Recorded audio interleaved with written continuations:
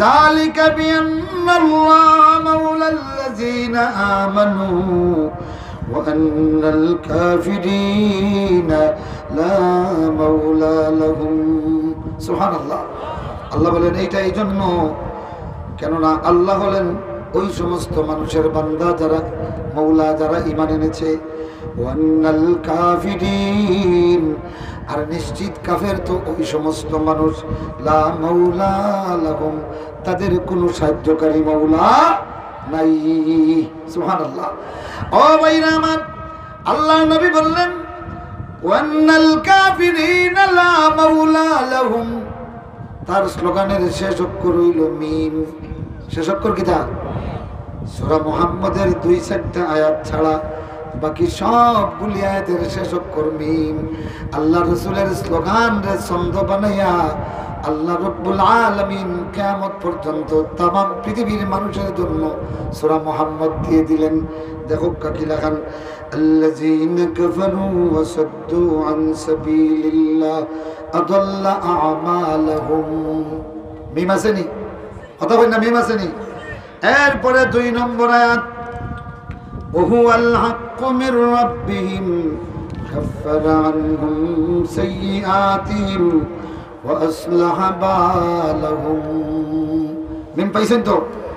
যালিকা বিআন্নাল্লাযীনা কাফারু ওয়াত্তাবাউল বাতিলা ওয়া আন্নাল্লাযীনা আমানু ইত্তাবাউল হাক্কা মির রাব্বিহিম। মিম ফাইসুন্নি কাযালিকা ইয়াদরিবুল্লাহু লিন-নাসি আমসালাহুম। সুবহানাল্লাহ। সমস্ত সূরা মুহাম্মদ পড়েন 2-4টা আয়াত বাদে প্রত্যেকটা আয়াতের শেষ অক্ষর আল্লাহ মিম। তার মানে রাসূলুল্লাহ মিম দিয়ে যে স্লোগানের ছন্দ বানাইলেন, সেই ছন্দ দিয়ে আল্লাহ সূরা মুহাম্মদ নাজিল করে দিলেন। সুবহানাল্লাহ। ভাইরা, দাদারা, বাবারা, রাসূলুল্লাহ 1000 সৈনিক নিয়ে উহুদের ময়দানের দিকে বের হলেন। আল্লাহ রাব্বুল আলামিন একটা বাতাস দিলা, সুসা আলাদা হয়ে গেল, মানে মুনাফিক আলাদা হয়ে গেল, যার কারণে বাকি 700 মূল্য আল্লাহর কাছে বেড়ে গেল। এই জন্য যখন কঠিন চ্যালেঞ্জ আসে, মুসিবত আসে, এই অবস্থায় যারা টিকিয়ে থাকে এদের মূল্য দুনিয়া তো বাড়ে, আখিরাতও বাড়ে। আর জানতেন এক ফাদে ইমান আয়, এক ফাদে ইমান যায়। এই ধরনের মুসলমান এদের দুনিয়াতেও মূল্য নাই, আখিরাতেও মূল্য নাই। আসেনি? ও ভাইরা আমার, ও বন্ধুগুলি, এই যে 700 সাহাবী রাসূলের সঙ্গে জিহাদের ময়দানে, এদের মর্যাদা কত বেশি শুনো। এদের কেউ কেউ তখনও মদিনায় উহুদের ময়দান থেকে তখনও 3-3.5 কিলোমিটার দূরে, কিন্তু এরা বলে উহুদের ময়দানের দিকে যতবার তাকাই আল্লাহর জান্নাতের ঘ্রাণ নাকের মধ্যে আসে। সুবহানাল্লাহ। 700 সৈনিক, এর মধ্যে এদের ঈমান আর শক্তির অবস্থাটা কেমন এটা বুঝবেন একটা উদাহরণ দিলে। তার মধ্যে একজন লোক ছিলেন, তার নাম হযরত আমর ইবনুল জামুহ রাদিয়াল্লাহু তাআলা আনহু। বয়স ছিল 60 বছর। কত বছর? 60 বছর। তাইলে তো খুব জোয়ান হয়। জোয়ান নেই? 60 বছর জোয়ান না বুড়া? আধা বুড়া। আচ্ছা, আধা বুড়া তো, কিন্তু 50-এর উপরে উঠে গেলে তো বুড়া। এর মাঝে একটা ফাও নাই, এক ফাও অচল বগলি দিয়ে হাঁটেন, মাত্র এক ফাও ঘোড়াই ঘোড়াইয়া লাফাই লাফাইয়া। তার 3টা নওজোয়ান ছেলে রাসূলুল্লাহর বাহিনী উহুদের ময়দানে যাইতা, আর মাত্র কয়েকদিন আগে বাপে ঈমান আনছেন। এখন বাবায় তরবারি লইয়া বাইর হইয়া কইন, ও প্রিয়তমা স্ত্রী, শেষ বিদায় দাও, আমি আর উহুদের ময়দান থেকে বাড়িতে ফিরে আসবো না।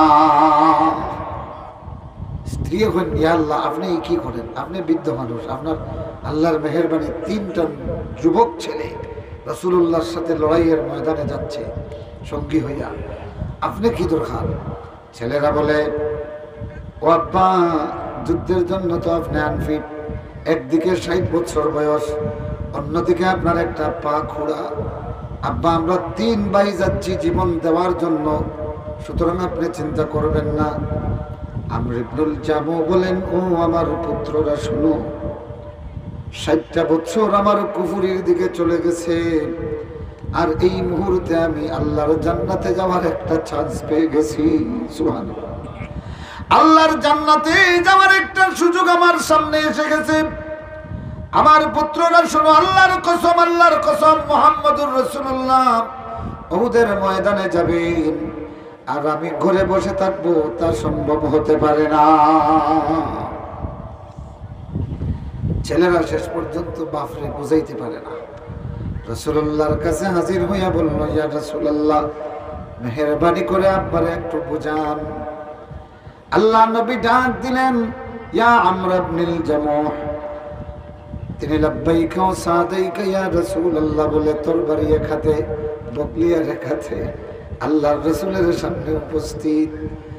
আল্লাহ নবী তাকে কিছু বলার আগেই তিনি বললেন, ইয়া রাসূলুল্লাহ, 60টা বছর আমার শিরকের মধ্যে চলে গেছে গো নবীজি।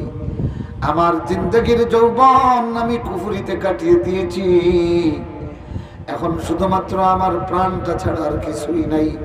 ইয়া রাসূলুল্লাহ, বিশ্বাস করুন গো নবীজি, আপনার উহুদের ময়দানে পাঠাইয়া আমি আমর ইবনুল জামুহ ঘরের ভিতরে থাকা সম্ভব না। 2 নম্বর হলো, ইয়া রাসূলুল্লাহ, যতবার উহুদের ময়দানের দিকে তাকাই, আল্লাহর নবী আমার নাকের মধ্যে আল্লাহর জান্নাতের ঘ্রাণ আসে, অতএব আমারে মানা করিয়েন না। ইয়া রাসূলুল্লাহ, আমারে মেহেরবানি করে অনুমতি দিন, একটা পা নেই তো কি হয়েছে, দেখবেন এক পা দিয়া লাফাইয়া কেমনে আল্লাহর জান্নাতে ঢুকে যায়। আল্লাহ নবী বলেন, ও জালাস আর জুলাস, তোমাদের বাবারে মানা করার ক্ষমতা আমি মুহাম্মদুর রাসূলুল্লাহর নাই। এবার এই সাহাবী মনের আনন্দে বাইরে গিয়ে ডাক দিলেন, ও জুলাসের মা, সুসংবাদ শুনে যাও, বাইর হও। জুলাসের মা বলেন, ঘরে আসেন।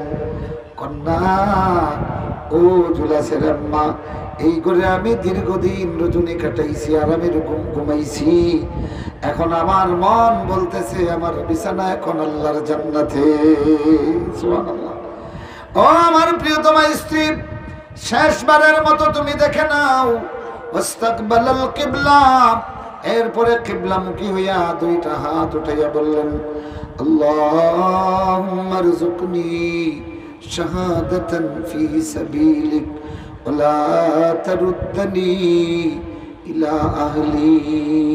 আয় আল্লাহ তাআলা, আয় আকরামাল আকরামিন, তুমি আমারে শাহাদাতের মর্যাদা দিও, উহুদের ময়দান থেকে আমারে জীবিত আর বাড়িতে ফিরাইয়া নিও না। আল্লাহু আকবার। আমার ভাইরা, আল্লাহর রাসূলের এই 700 সৈনিকদের ল্যাংড়া সাহাবীর 60 বছরের ল্যাংড়া সাহাবীর ইমানের অবস্থা যদি এইরকম হয়, বাকি নওজোয়ান সৈনিকদের অবস্থাটা কেমন ছিল? আল্লাহু আকবার। 700 সৈনিক নিয়ে 50 জনের তীরন্দাজ হিসাবে জবলের রুমাত নামে একটা পাহাড়ে রাখলেন। এই পাহাড়ে বাম দিকে পিছনে রাখিয়া আল্লাহ রাসূল সামনে সৈনিক সাজালেন। 700 সৈনিকরে 3000-এর বিরুদ্ধে সাজাইছেন। বর্তমান দুনিয়ার ফিল্ড মার্শাল যারা, সামরিক বিদ্যায় পারদর্শী যারা, যারা বিভিন্ন সামরিক কোর্স করিয়া অনেক বিদ্যা অর্জন করেছে, তারা তখন বলে, ইয়া আল্লাহ, মুহাম্মদুর রাসূলুল্লাহ সেই সময়ে কোনো সামরিক বিদ্যালয়ে পড়েন নাই, তিনি কোনো ফিল্ড মার্শাল উপাধিও নেন নাই, তিনি কোনো সেনাপতিও ছিলেন না, সেই সময়কার কোনো প্রশিক্ষণ গ্রহণ করেন নাই, কিন্তু উহুদের ময়দানে 3000 সৈনিকের বিরুদ্ধে 700 সৈনিকরে যেভাবে সেটিং করলেন, আধুনিক যুগের ফিল্ড মার্শালরা এটা কল্পনাও করতে পারে না। সুবহানাল্লাহ, সুবহানাল্লাহ। এই যে উহুদের যুদ্ধ ছিল, এইটাই ছিল স্বাধীনতা, সার্বভৌমত্ব, হেফাজতের লড়াই, ঠিক কিনা? যখন ঠিক কিনা? যদি এদেরকে এখানে প্রতিরোধ না করিয়া আবু সুফিয়ান যদি মদিনার ঢুকতে পারত, তাইলে মদিনার স্বাধীনতা তাহলেই নেনি, কথা কই না, তাহলেই নেনি। আর যখন পিছন থাকি 300 লইয়া ঘুরিয়া ইচ্ছেন, এখন তো মনে মনে চাইছেন যে আবু সুফিয়ান ইয়া ঢুকি যাক, মাতেন না, চাইছে না নি আমার ভাইরা। আর বাকি 700 রাসূলের সৈনিকদের কথা হলো জীবন কুরবান করব, কিন্তু আবু সুফিয়ানের নেতৃত্বে একটা সৈনিককেও আল্লাহর রাসূলের মদিনায় থাকতে দেব। এই মদিনার প্রতি ইঞ্চি জমি মুসলমানদের জন্য আমানত। সুবহানাল্লাহ। আমার ভাইরা, সেই সময়ে মদিনাত থাকলে খেরা খেরা রাসূলের লগে উহুদের ময়দানে গেলাইনে দেখে আত্মলোক কাছে, মাশাআল্লাহ, আলহামদুলিল্লাহ।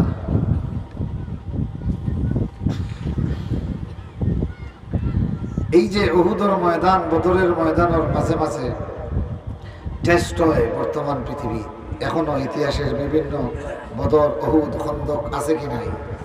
কোনোটা আদর্শিক বদর, কোনোটা সাংঘর্ষিক বদর, কোনোটা আদর্শিক উহুদ, কোনোটা সাংঘর্ষিক উহুদ, কোনোটা আদর্শিক আহজাব খন্দক, কোনোটা সাংঘর্ষিক আহজাব খন্দক, ঠিক কিনা? সেই সময় আহজাব মানে মহাজোট, সব কাফিররা আরবর মিলিয়া ঐক্যবদ্ধ হইয়া মদিনা হামলা করছে।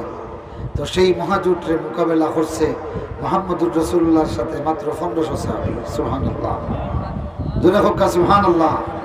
10,000 মহাজোট সৈনিকদেরকে মোকাবেলা করেছেন রাসূলুল্লাহ 1500 সৈনিক নিয়ে। সুবহানাল্লাহ, সুবহানাল্লাহিল আযীম। ইতিহাসের এখনো দিক দিগন্তে সেই মহাজোট এখনো আছে কিনা? সেই মহাজোট হইল কি রাশিয়া, আমেরিকা, চীন, এরা মুসলমানদের বিরুদ্ধে সময় মতো এক হয়ে যায়, ঠিক কিনা? যখন এক হয় কিনা আমার বন্ধুগণ, আমার ভাইরা। তো এই সময় যারা আবু সুফিয়ান রে মদিনা ঢুকতে বাধা দিছে, এখন এই বাংলাদেশ, ও বেটায় কইছে না শাহজালালর বাংলাদেশ, শামাকদুমর বাংলাদেশ না রামচন্দ্রর বাংলাদেশ, কথা কই না? এই বাংলাদেশ কার? শাহজালাল, শাহফরান, শাহমাকদুম, খান জাহান আলী রহমতুল্লাহ আলাইহির মতো হাজার হাজার আউলিয়া কেরামের বাংলাদেশ এটা। আলহামদুলিল্লাহ পড়েন, আরো জোরে কোন আলহামদুলিল্লাহ। মুআজ্জাজ হাজিরিন, আজ বাংলাদেশের সুবর্ণ জয়ন্তী উপলক্ষে বাংলার মানুষ যখন স্বাধীনতা উদযাপন করবে, ঠিক তখনই একটা শকুন এসে বাংলাদেশে ঢুকতে চাচ্ছে, যখন ঠিক কিনা? যেই কসাইয়ের হাত গুজরাটের হাজার হাজার মুসলিম নারী আর পুরুষের রক্তে রঞ্জিত হয়েছে, ঠিক কিনা? যেই কসাইয়ের হাত এখনো কাশ্মীরের হাজার হাজার মুসলমানের রক্তে রঞ্জিত হচ্ছে, যখন ঠিক কিনা? যেই কসাই দিল্লি থেকে, ভারত থেকে সব বাঙালি মুসলমানকে আপনার তাড়িয়ে দেওয়ার ষড়যন্ত্র করতে আছে, মুসলমানদের, বাঙালি মুসলমানদের নাগরিকত্ব হরণ করতেছে, সেই কসাই, সেই সাম্রাজ্যবাদী, সেই সন্ত্রাসী বাংলাদেশে আসতেছে। বাংলার মানুষ তার বিরুদ্ধে খেপে উঠেছে, ঠিক কিনা? জোরে খন, ঠিক কিনা? এই জন্য আমরা শান্তিপূর্ণভাবে আমরা জানিয়ে দিতে চাই যে এখন বাংলাদেশের স্বাধীনতার জন্য সবচেয়ে বড় হুমকি হলো এই গুজরাটের কসাই মোদি এবং তার দূষররা। বাংলাদেশের স্বাধীনতা এখন দিল্লির কাছে জিম্মি, তোর এখন ঠিক কিনা?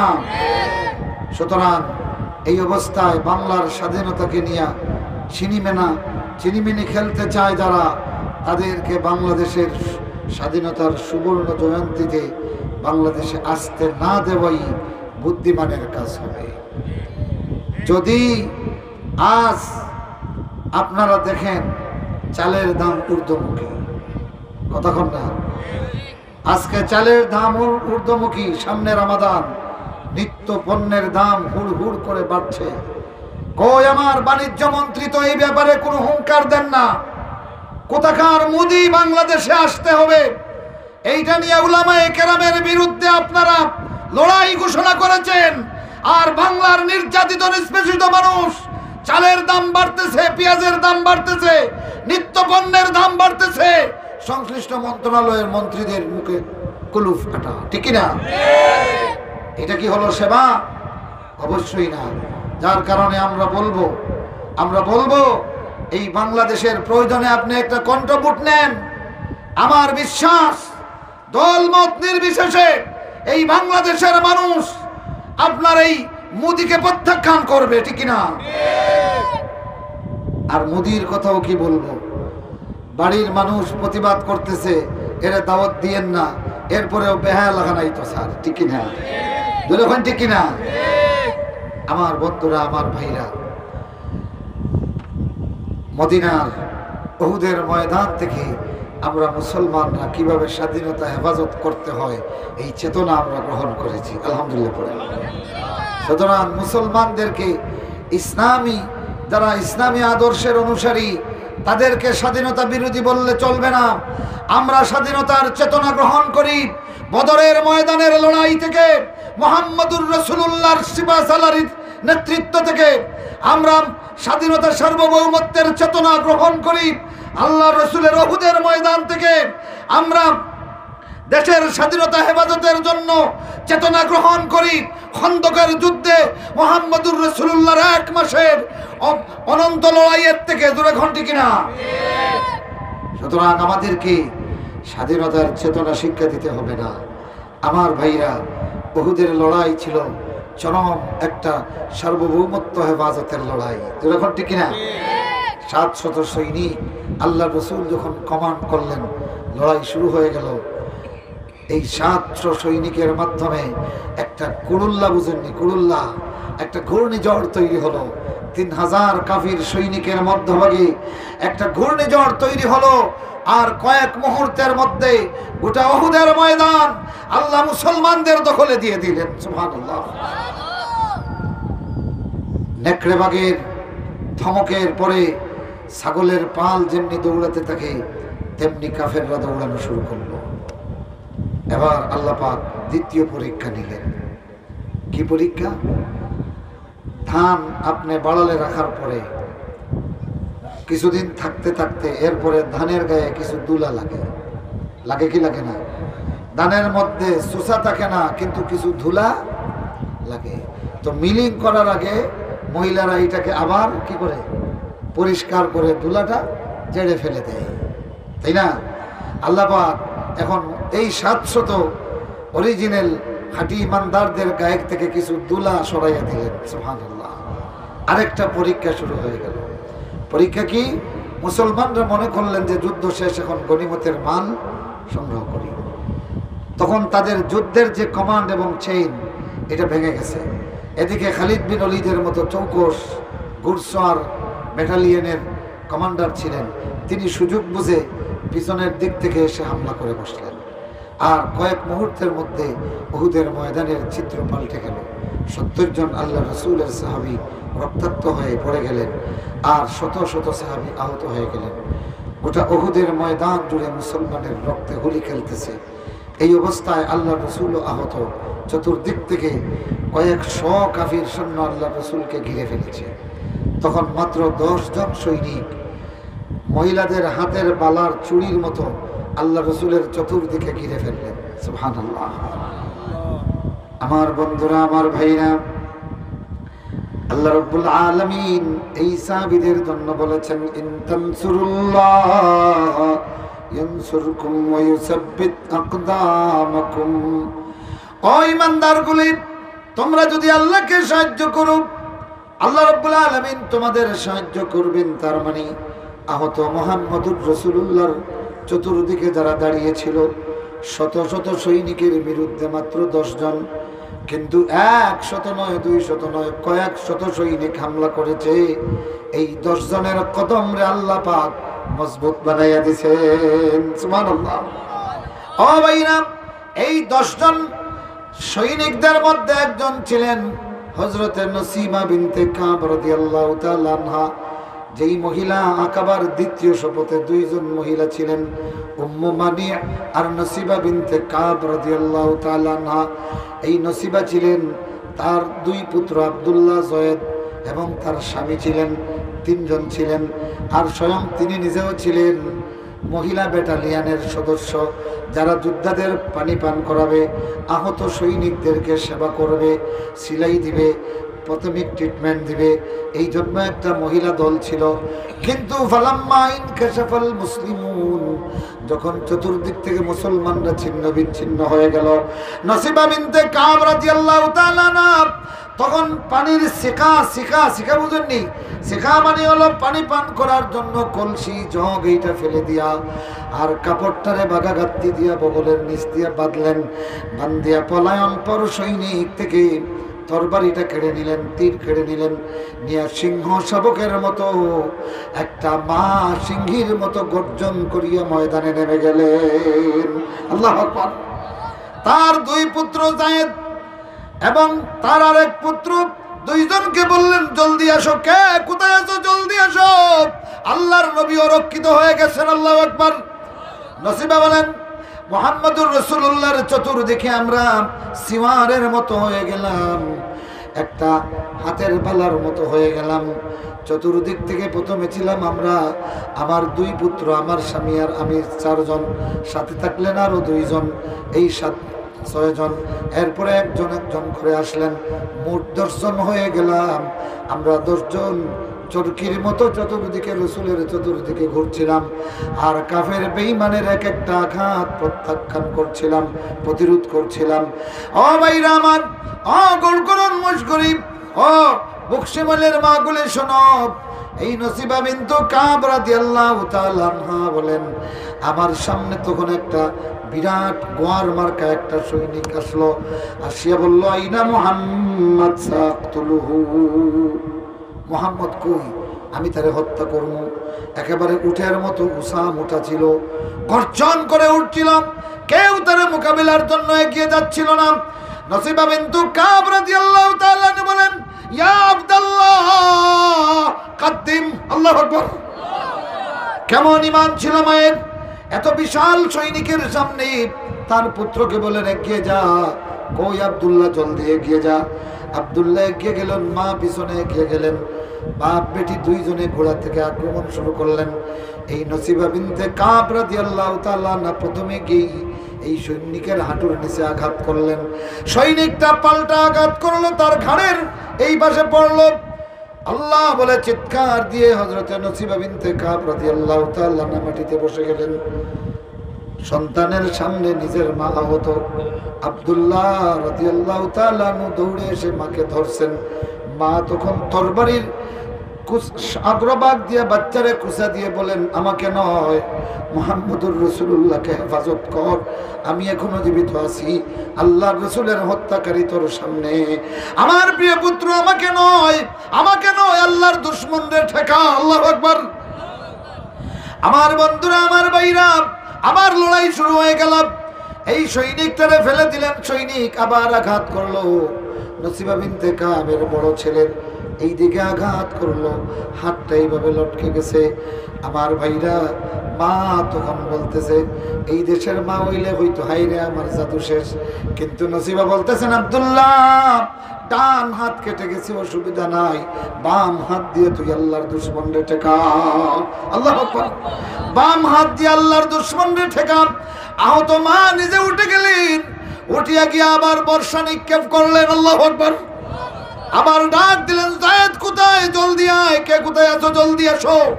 আমার বন্ধুরা, আহত সিংহের মতো মহিলাটা উঠে গেলেন, উঠিয়া এক হাত দিয়া তার উড়না দিয়া হাতটারে এইরকম বান দিয়া বাম হাত দিয়া সামনের দিকে এগিয়ে গেলেন। আল্লাহর দুশমন যতক্ষণ পর্যন্ত ধরাশায়ী হয় নাই, আল্লাহর বান্দি নসিবা ততক্ষণ পর্যন্ত ফিরে আসেন নাই। আল্লাহু আকবার। ও ভাইরা, রাসূলুল্লাহ সেই ময়দানে বললেন, নসিবা, তোমার জন্য কি দোয়া করব বলো গো নসিবা। হযরত নসিবা বললেন, ইয়া রাসূলুল্লাহ, একটা দোয়া করেন, আল্লাহর জান্নাতে যেন আমরা আপনার সাথী হই। আল্লাহু আকবার।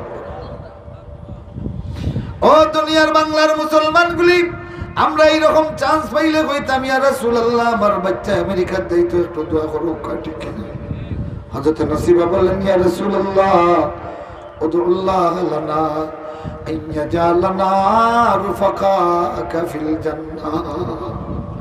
ও নবীজি, আল্লাহর কাছে একটু দোয়া করেন জান্নাতে যেন আমার গোটা পরিবার আপনার সঙ্গী হয়ে যায়। আল্লাহু আকবার। ও মাইরা আমার, উহুদের ময়দানে রক্তাক্ত আল্লাহ নবী হাত উঠাইয়া দিলেন। আল্লাহু আকবার। উহুদের ময়দানে চতুর্দিকে শত্রুরা আসতেছে, আল্লাহ নবী হাত উঠাইয়া বললেন আল্লাহুম্মা জালহুম রুফাকাই ফিল জান্নাহ। আল্লাহ, এই নসিবা বিনতে কাবের গোটা পরিবার রে তুমি আল্লাহ আমার জান্নাতের সঙ্গী বানাইয়া দাও। রাসূলুল্লাহর সঙ্গী হইতা নি, কারা কারা হইতা দেখে হাত উঠাকা। তাইলে উহুদের ময়দানে আল্লাহকে সাহায্য করতে হবে। কাকে? আল্লাহকে সাহায্য করা মানে, এখন তো রসুল নাই, আসুননি নাই, কিন্তু যারা মজলুম হইয়া আল্লাহর দ্বীনের কাজ করে, ও উম্মতে মুহাম্মদী, তাদেরকে যদি সাহায্য করো, আল্লাহ লিখে রাখবেন বান্দা তুই আমারে সাহায্য করেছিস। সুতরাং আল্লাহর দ্বীনের পথে যারা অটল এবং দিনের পর দিন জুলুম তাদের উপর আসে, তাদের সাহায্যের জন্য আমরা দাঁড়িয়ে যেতে পারবো তো ইনশাআল্লাহ? কারা পারবেন দেখি হাত উঠান। যদি এই কাজ করতে পারেন, দুইটা ফজিলত, একটা হলো রাসূলুল্লাহর সঙ্গী হবেন জান্নাতে, আর আল্লাহ রাসূল বলেন যারা মজলুমের পক্ষ নেয় আল্লাহ তাদের দোয়া কবুল করেন। সুবহানাল্লাহ। তিন শ্রেণীর মানুষের দোয়া, আর আল্লাহর আরশের মাঝখানে কোনো পর্দা থাকে না। এর মধ্যে আল্লাহ রাসূল বলেন এক শ্রেণীর মানুষ যারা মজলুমের জন্য দোয়া করে। কার জন্য দোয়া করে? মজলুমদের জন্য যারা দোয়া করে, আল্লাহ রাসূল বলেন তার দোয়া আর আল্লাহ রাব্বুল আলামিনের আরশে আজিমের মাঝখানে কোনো পর্দা নাই। সুবহানাল্লাহ। সুতরাং মজলুমদের জন্য দোয়া করবেন তো ইনশাআল্লাহ? সেটা এখন করবেন। দোয়া করলে আপনার লাভ বেশি, কেন? আপনার দোয়া কবুল হয়ে যাবে। সুবহানাল্লাহ, সুবহানাল্লাহি ওয়া বিহামদিহি, সুবহানাল্লাহিল আযীম। এবং এইটাকে বলা হয় আল্লাহকে সাহায্য করা। তাইলে বোঝা গেল যে আপনি আল্লাহকে সাহায্য করবেন, এই পৃথিবীর মজলুমদের পক্ষ অবলম্বন করবেন। কার পক্ষ?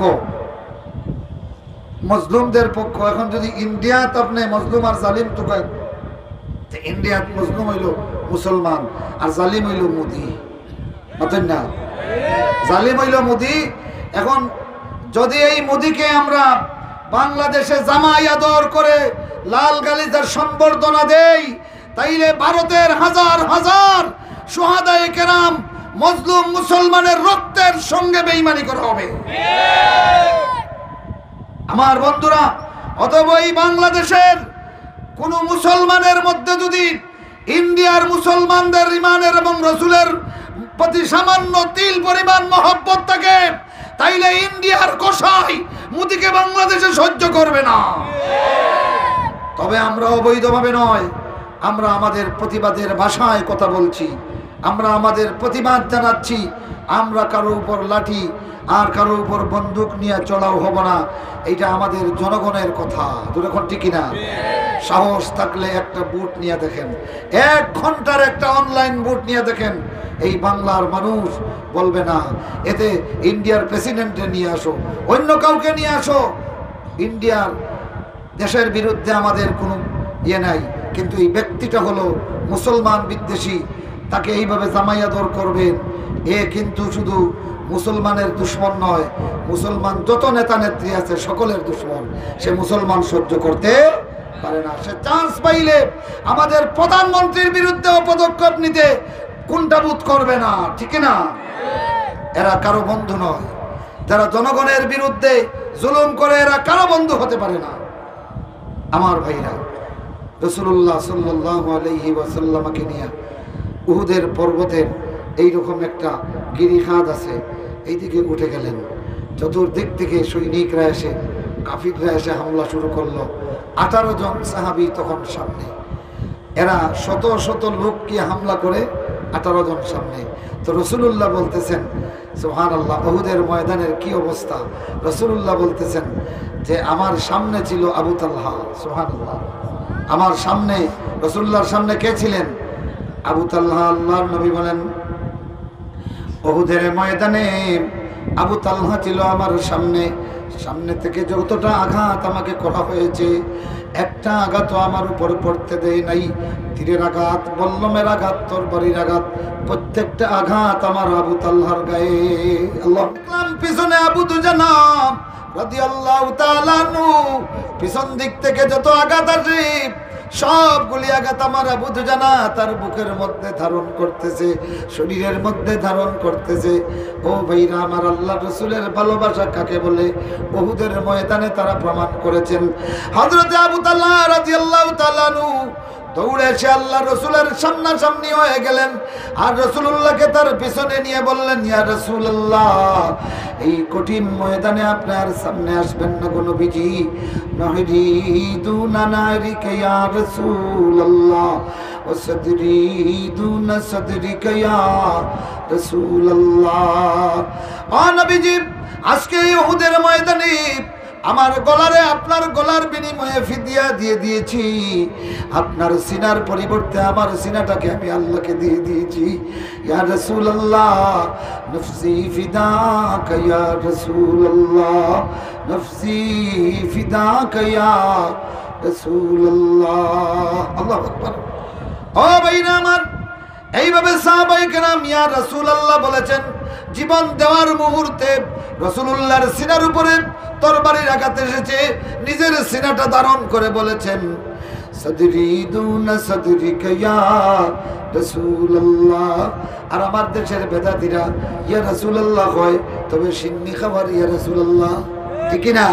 যখন ঠিক না, কিন্তু সাহাবায়ে কেরাম জীবন দেওয়ার ইয়া রাসূলুল্লাহ বলেছেন, নাহরিদুনা নারিকা ইয়া রাসূলুল্লাহ ওয়া সাদরিদুনা সাদরিকা ইয়া রাসূলুল্লাহ। 18 জন সাহাবীর সামনে শত শত কাফিররা যখন হামলা করে, মনে হয় যেন পাহাড়ের সঙ্গে ঢেউয়ের ধাক্কা লাগে। আল্লাহু আকবার বলেন। এরা পাহাড়ের সঙ্গে ধাক্কা খাইয়া ফিরে আসে। বারবার চেষ্টা করিয়া যখন দেখতেছে যুদ্ধের বিজয়টা হাতের মুঠোয়, কিন্তু এই মাত্র 18 জনের সামনে আমরা দাঁড়াতে পারছি না, তখন মুশরিকদের পক্ষ থেকে একটা স্লোগান দেওয়া হইল। স্লোগান হন্তানি, স্লোগান হন্তানি না, ডরাই গেছ? মুশরিকরা স্লোগান দিছে। স্লোগান দিছে এখানে তাদের সৈনিক হলোর মনোবল বাড়াইতো আর মুসলমানদের ভয় দেখাইতো। তখন তারা স্লোগান দিল, উলু হুবল, উলু হুবল, হুবলের জয় ঘোষণা করো, মানে জয় হুবল। কথা বুঝছেন? তো তারা হল দিয়ে উঠলো জয় হুবল, আর মুসলমান হল ডরাইয়া বাকি গেছেন নাকি? তারা কথা কই না? হুবল ছিল তাদের সবচেয়ে বড় দেবতা। তো এইটার বড়ত্ব ঘোষণা করে তাদের সৈনিকদের মনোবল আর চেতনা বাড়াতে চাচ্ছে, আর পাল্টা মুসলমানদেরকে ভয় দেখাতে চাচ্ছে। তখন মুসলমানরা মুখ কাটিয়ে বই রয়েছেন নাকি? তাই পাল্টা স্লোগান দিচ্ছেন, সুবহানাল্লাহ, পাল্টা স্লোগান দিচ্ছেন। এটা আর ইনো দিতাম না, হনাইতাম না, হন্তানি হন্তানি হনিয়া মুখ কাটিয়ে বই লইত না, দিতে পারবানি। কাফির হলে কিতা কইছে জয় হুবল, মুসলমানরা কইছেন আল্লাহু আলা ওয়া আজাল। আল্লাহু আকবার। এরা কিতা কইছে উলু হুবল, আর মুসলমানরা পাল্টা জবাব দিয়েছে লামের ছন্দ দিয়া আল্লাহু আলা ওয়া আজাল। এখন আমি স্লোগান দিব, আপনারা কইতে হইব। পারবানি? পারবানি? কিলা হইবা? এই 18 জন সাহাবী যখন পাল্টা স্লোগান দিছেন, গোটা উহুদের ময়দান থর থর করে কেঁপে উঠেছে। আল্লাহু আকবার। মনে হইছে ছাগলের বে বে ডাকর সামনে সিংহে গর্জন করে উঠেছে। এখন ছাগলের ফাটায় যখন বে বে হইয়া ডাকেন, ফাল্টা সিংহে যখন ডাক দেয়, আর ফাটা বাচ্চা সামনে থাকবানি? মাতই না থাকবানি? তো এরা মুসলমানদের হুবলের ভয় দেখার, কার ভয়? তার মানে বাঘর সামনে বিলাই লইয়া গেছে। কার সামনে? বাঘর সামনে বিলাই লইয়া গেছে। ঘর আমার কাট্টা উলারে দিয়া বাঘ মারিলেই থামতো। কাট্টা উলায় যেমনে মেয়াও হইছেন, সিংহ যেমনে গর্জন করে উঠিছে, এই কাট্টা উলার সামনে তারবানি কথা হয় না, তারবানি পিছনে দৌড়িতে দৌড়িব, খালি দৌড়িত না, মুতি মুতি দৌড়িব, ঠিক না? আমার ভাইরা, রাসূলের সাহাবায়ে কেরামের সামনে হুবলের চিৎকার দেওয়া মানে সিংহের সামনে বিড়ালের ভয় দেখানি, ঠিক না? আমার ভাইরা, 18 জন সাহাবী যখন আল্লাহু আলা ওয়া জাল বললেন, ওটা উহুদের ময়দান থর থর করে কেঁপে উঠল। আর হিতে বিপরীত হইল। দেখুন যারা আগে স্লোগান দিয়া তাদের সৈনিকরা চাঙ্গা করতে চাইছিল, এখন দেখা যায় স্লোগান দিয়ে এক কদম আগাইছে, মুসলমানের গর্জন শুনিয়া 10 কদম পিছনে দৌড়ায়। আল্লাহু আকবার কও না, আরো জোরে কও আল্লাহু আকবার। সাহাবায়ে কেরাম যে স্লোগান দিলেন, এই স্লোগানের প্রথম শব্দ কিটা? আল্লাহ। প্রথম শব্দ কিটা? আল্লাহ। আল্লাহু। তো উহুদের ময়দানের স্লোগান হইছে না, আল্লাহই কইছে আমাকে না দেও ভালো। পারবানি দিতাইলা? পারবানি? গলা ছাড়িয়া কও আল্লাহু আলা ওয়া আজাল। এগুনতে কইছেন জয় হুবল, আয়রা কইছেন না, আল্লাহ ওই লাগি সবচেয়ে মহাবিজয়ী, আল্লাহু আকবার। এবং আজাল সবচেয়ে বড় প্রভাবশালী কে? তারা কইছিল হুবল সবচেয়ে বড় বিজয়ী এবং হুজল সবচেয়ে বড় প্রভাবশালী। মুসলমানরা যখন বললেন আল্লাহু আলা ওয়া আজাল, ও ভাইরা আমার, এই জন্য তাফসীর মাহফিল দরকার। সূরা মুহাম্মদের তাফসীর করণে শুরু হইল, আর এই মাঠ থেকে উহুদের ময়দানের স্লোগান শুরু হয়ে গেল। আল্লাহু আকবার। আমার বন্ধুরা, আল্লাহর কোরআনের সূরা মুহাম্মদ যখন তিলাওয়াত হয় আর তাফসীর হয়, সেখান থেকে উহুদের ময়দানের স্লোগান ওঠে। আল্লাহর কোরআনের সূরা আনফালের তাফসীর যখন হয়, বদরের ময়দানের স্লোগান ওঠে। আল্লাহর কোরআনের আহজাব যখন তিলাওয়াত হয়, খন্দকের যুদ্ধের স্লোগান ওঠে। সুবহানাল্লাহ। আল্লাহর কোরআন থেকে সূরা তাওবার আলোচনা যখন হয়, তাবুকের ময়দানের স্লোগান ওঠে আল্লাহু আকবার। আর আল্লাহর কোরআন থেকে সূরা মুনাফিকুন যখন আলোচনা হয়, তখন বনু মুস্তালিকের যুদ্ধের ময়দানের গর্জন ওঠে। আল্লাহু আকবার হও। আমার ভাইরা, আমার বন্ধুরা, এবার শোনো, আল্লাহর কোরআনের তাফসীর মাহফিল যারা বন্ধ করে দিতে চায়, তারা মুসলমানের কাছ থেকে উহুদের গর্জন বন্ধ করে দিতে চায়, ঠিক না? কোরআনের তাফসীর যারা বন্ধ করতে চায়, তারা মুসলমানদের কাছ থেকে তাবুকের চেতনা কেড়ে নিতে চায়, দূরে এখন ঠিক না? আমার ভাইরা, কিন্তু আল্লাহর কোরআন যতদিন থাকবে, বারবার মুসলমানদের মধ্যে খন্দক যুদ্ধের স্লোগান সৃষ্টি হবে ইনশাআল্লাহ। মুসলমানদের মধ্যে উহুদের গর্জন তৈরি হবে, মুসলমানদের মধ্যে তাবুকের গর্জন তৈরি হবে, মুসলমানদের মধ্যে বদরের চেতনা আসবে ইনশাআল্লাহ। আমার ভাইরা, এখন কাফেররা আরেকটা স্লোগান দিছে, কথা বুঝছেন? আগরটা দিয়া যখন খামাইছে না, মুসলমানদের গর্জনে এটা উলট ফলট হয়ে গেছে। এখন তারা মুসলমানদের ভয় দেখায়, ইন্নাল্লাহ উজ্জা লা উজ্জা লাকুম।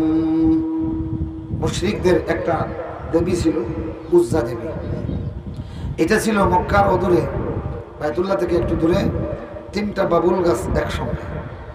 তো এরা যখন কোনো লড়াইয়ে শক্তি প্রদর্শনে যাইত, তখন তরবারি এই গাছের মধ্যে লটকাইয়া আর উজ্জা দেবীরে ডাকত। উজ্জা মানে শক্তি দেনেওয়ালি, ইজ্জত দেনেওয়ালি। তো তখন এই দুষ্টু জিন আসি এই গাছে ভর করত, আর গাছের ভিতর থেকে তখন ফাঁ ফাঁ করে আওয়াজ বের হতো। তখন তারা বুঝতো উজ্জা দেবী আমার অর্চনা কবুল করছেন, আমার দান কবুল করিয়া। কেউ তারা এখন মনে করতো আর আমার কেউ পরাস্ত করতো পারত না। তো এখন এর আগে তো মুসলমানরা কিছু মাইট দিলেইছে তারা, দিয়া এখন তখন আর পারেন না, ও ঘরে এই শোনো মুসলমান হল, ইন্নাল্লানাল উজ্জা ওয়ালা উজ্জা লাকুম, আমাদের উজ্জা দেবী আছে, তোমাদের কোনো উজ্জা নাই। স্লোগান দিছেনি।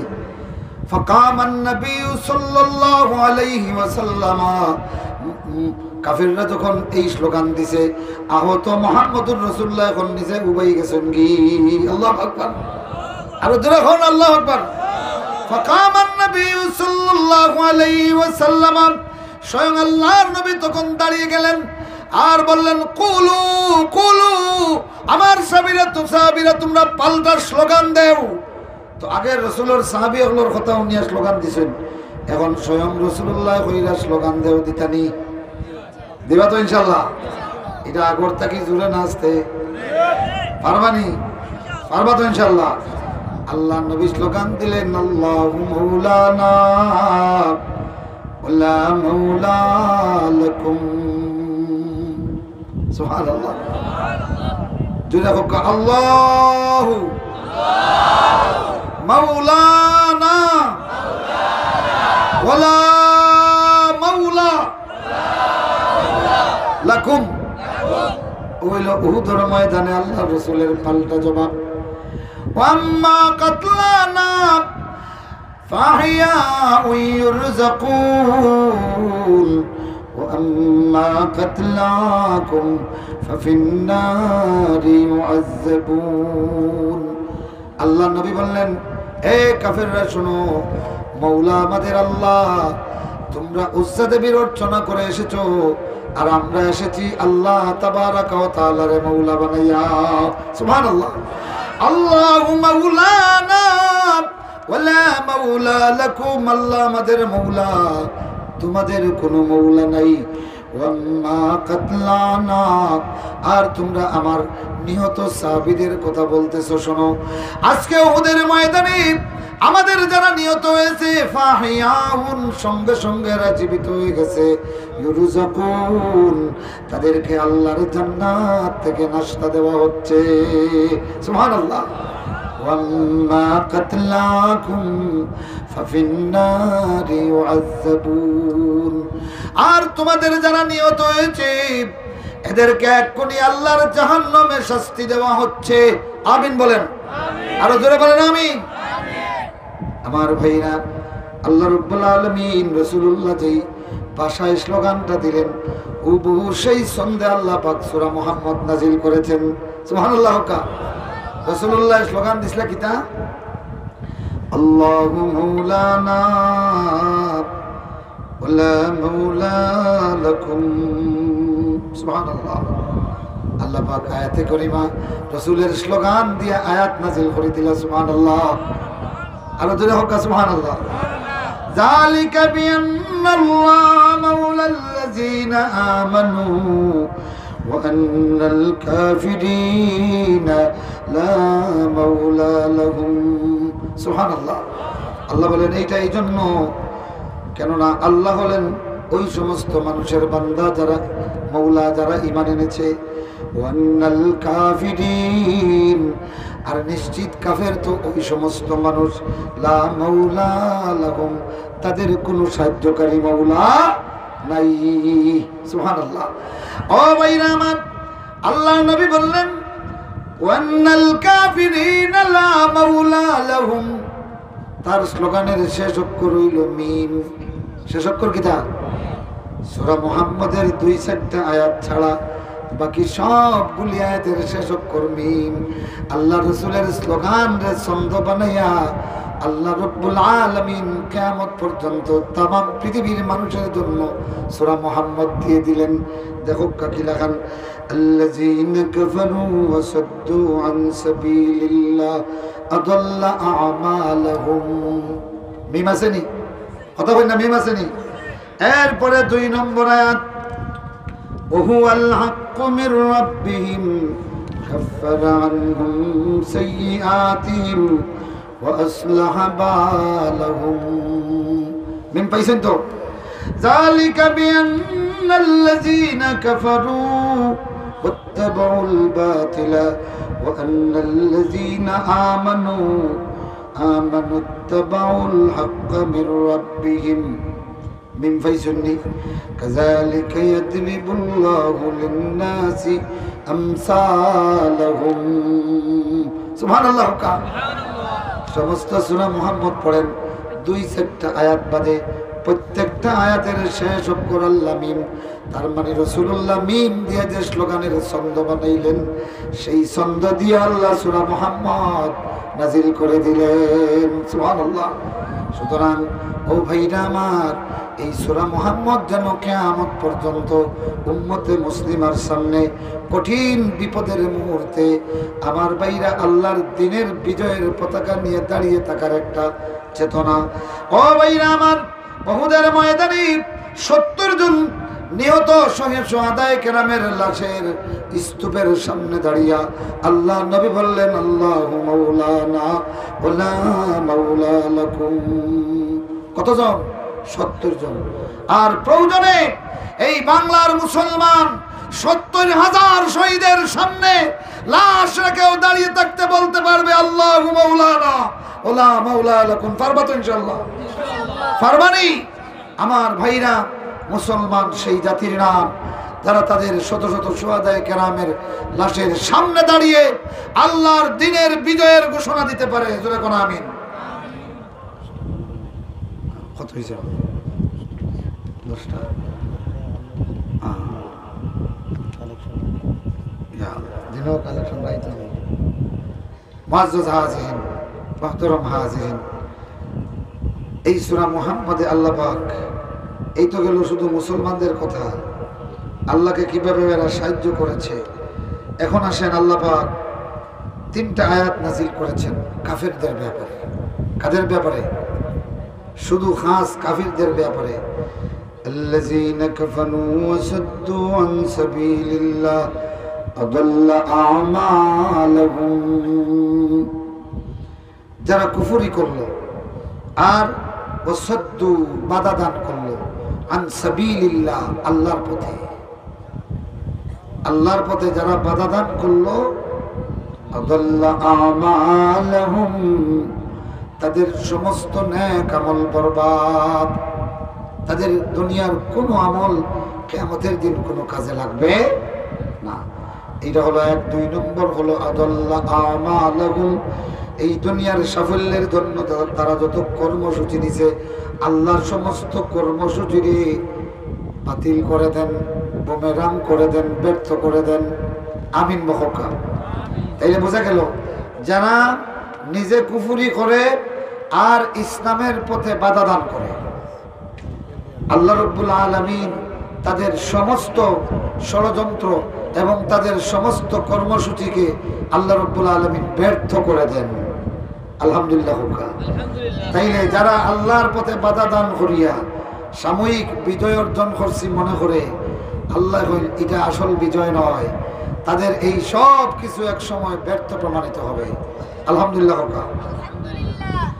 এরপরে 31 এবং 34 নম্বর আয়াত আল্লাহ রাব্বুল আলামিন বলতেছেন ইন্নাল্লাযীনা কাফারু ওয়া সাদ্দু আন সাবিলিল্লাহ ওয়া শাক্কুর রাসূল মিন বা'দি মা তাবায়্যানা লাহুমুল হুদা লান ইয়াদুররুল্লাহা শাইআ ওয়া সায়ুহবিতু আমালাহুম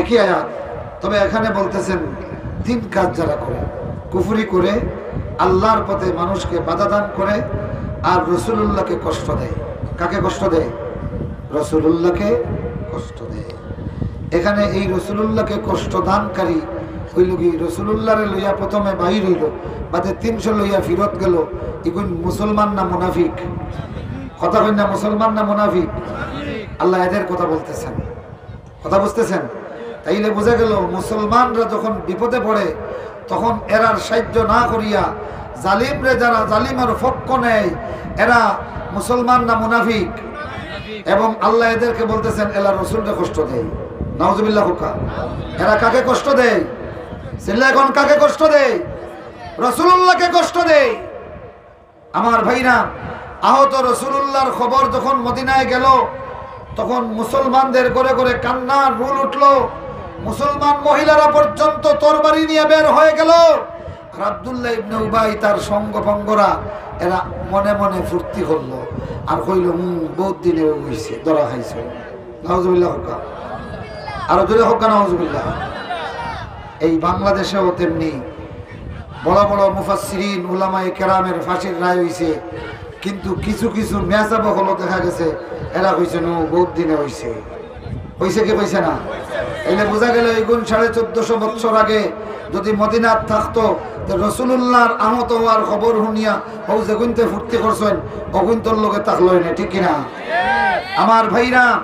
তার মানে হলো যারা আহত রাসূলুল্লাহর খবর পাওয়ার পরেও বেদনা হয় এরা রাসূলুল্লাহকে কষ্ট দেয়। কাকে কষ্ট দেয়? রাসূলুল্লাহ সাল্লাল্লাহু আলাইহি সাল্লামকে কষ্ট দেয়। স্লোগান তো এখন না, তোরা বাদে দিবা আমার আলি তোলা নষ্ট হলি ভাই বেটাই স্লোগান যার গিনি উড়িয়া মিজাজ খারাপ করিলে তো ওটা দেখতাম পারি না।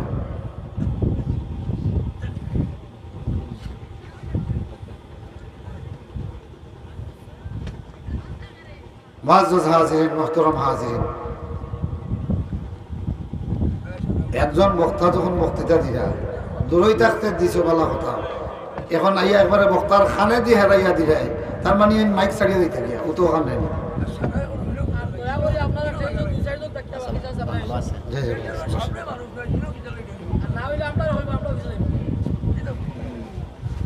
শোনেন, এখন আল্লাহ পাক বলতেছেন ইন্নাল্লাযীনা কাফারু ওয়া সাদ্দু আন সাবিলিল্লাহ ওয়া শাক্কুর রাসূল মিন বাদি মা তাবায়্যানা লাহুমুল হুদা লান ইয়াদুররুল্লাহা শাইআ ওয়া সাইয়ুহবিতু আমালাহুম। সুবহানাল্লাহ।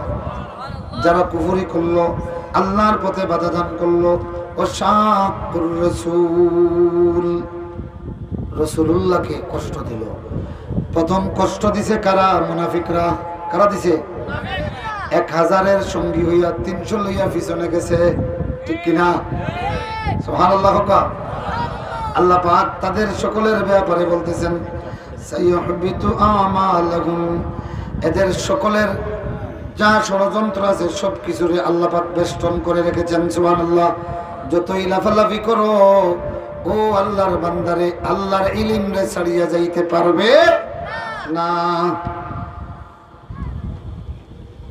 মিন বাদি মা তাবায়্যানা লাহুমুল হুদা, হেদায়েত সুস্পষ্ট হয়ে যাওয়ার পরেও রাসূলুল্লাহকে যারা কষ্ট দিল, লান ইয়াদুররুল্লাহা শাইআ, এরা আল্লাহর কোনো ক্ষতি করতে পারবে না।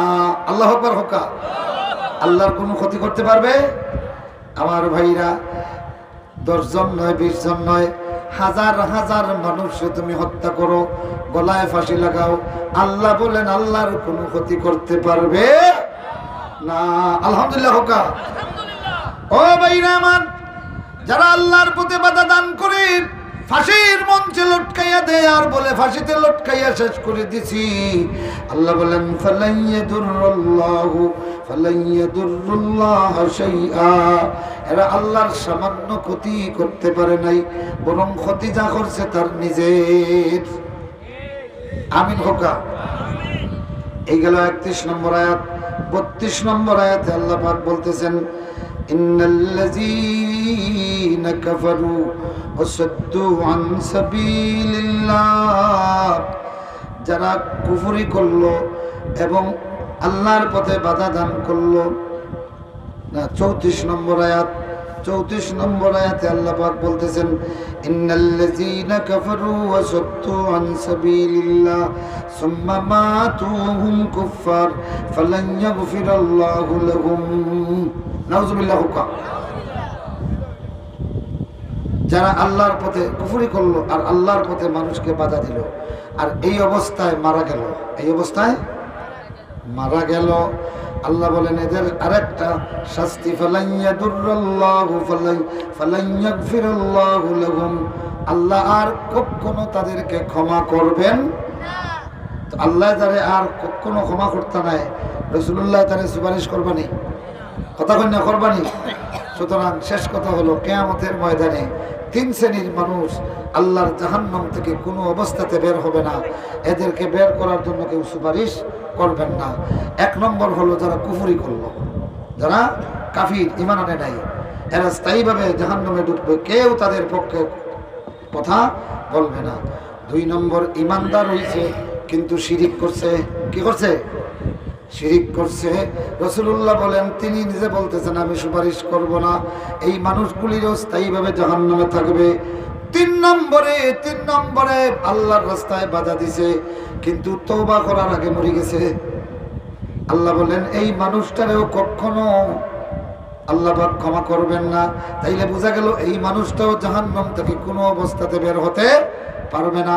ও ভাইরা আমার, তাইলে শোনো, কবিরা গুনাহ করিয়ে কোনো মানুষ যদি মারা যায় আর প্রকাশ্যে তারে তওবার দিকে ডাকা হয়, তওবা না করিয়া মারা গেলে এই মানুষ চিরস্থায়ী জাহান্নামী।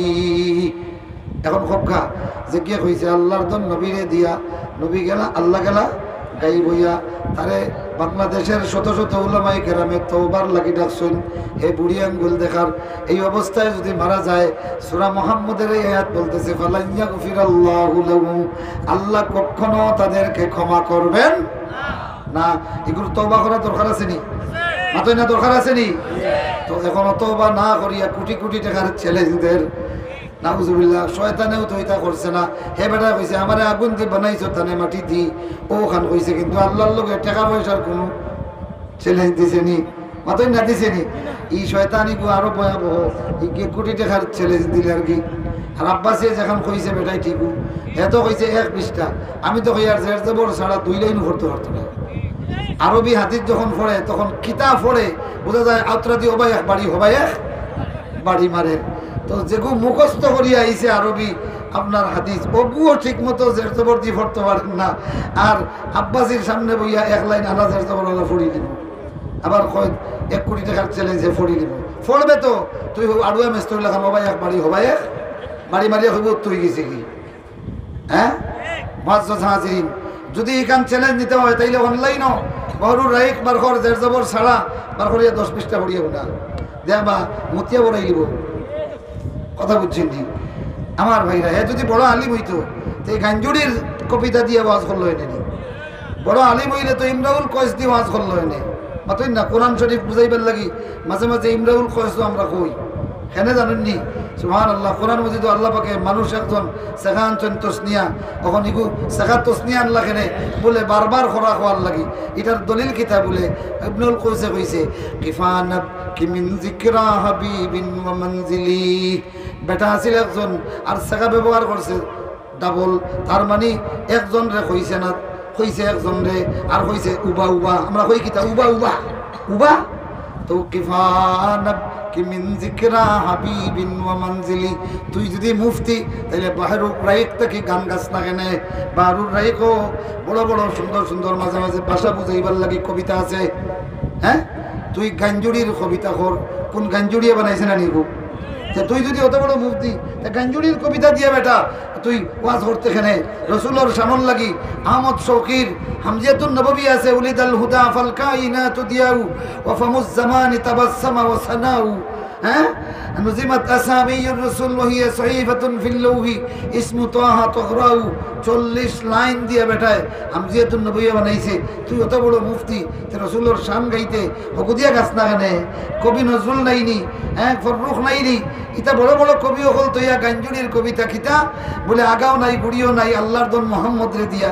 আর আল্লাহ গেছেন গাই বইয়া, রসুলের দন খাজায় পাইয়া শুয়ে আসেন আজমিরে, খেউ ফিরে না খালিয়াতে খাজারে তোর দরবারে। তার মানে এখন আর আল্লাহর কাছে যাওয়া লাগে না, যা দেওয়ার এখন খাজায় পাইছেন অনুগিয়া চাইলে পাইলি ভাই। নাউজুবিল্লাহ হুকা। তারে তওবার দিকে দেখা হইছে, তওবা করছেন। আল্লাহ এখন মা তু হুম কুফার, যদি কবিরা গুনাহ করে শিরিক করে আর এই অবস্থায় মারা যায়, তওবা ছাড়া আল্লাহ বলেন ফালাই ইয়াগফিরুল্লাহু লাহু, কখনো আল্লাহ তাকে ক্ষমা করবেন না। মুআজ্জাজ হাজিরিন, এই জন্য এই সমস্ত গিয়াসউদ্দিন তাহিরি, এই মুশরিক, এদের মাহফিলে গিয়া মানুষ বাড়াই না জানো, এদের মাহফিলে ডং দেখার লাগি যাও কুফরি। আপনি ডং দেখার লাগি তোর দুর্গা পূজার যাইতে পারবেন? দুর্গা পূজা দেখাত গেলে গুনাহ নানি? তাইলে এই সমস্ত বক্তাগুলোর বক্তৃতা শোনাত দেওয়াও গুনাহ। ফাদাল্লু ওয়া আদাল্লু, আপনারা যাইন ডং দেখা তার হে কয় দশনি কত মানুষ, হ্যাঁ বাদে কয় কত মানুষ ইল্লাল্লাহ, ডাল ডাল ইল্লাল্লাহ, আর ডাল ডাল ইবাদি কফি ডাল ডাল ডাল ইল্লাল্লাহ। নাউজুবিল্লাহ হোক। মুহতারাম হাজিরিন, প্রধান অতিথি বই আর কষ্ট দিয়েন না। আপনারা প্রধান অতিথি চাবাইছেন, ওনার হাতে আপনারা দান খয়রাত করবা ইনশাল্লাহ। মহিলা হলে তো বক্তা দিয়েছেন দিন, এখন পুরুষ হলে অন্তত কতক্ষণ না দিলে অর্ধেক তো দিতা, 10,000 5,000 করে দেন যেন ইনশাল্লাহ। ওয়া আখিরু দাওয়ানা আলহামদুলিল্লাহি রাব্বিল আলামিন।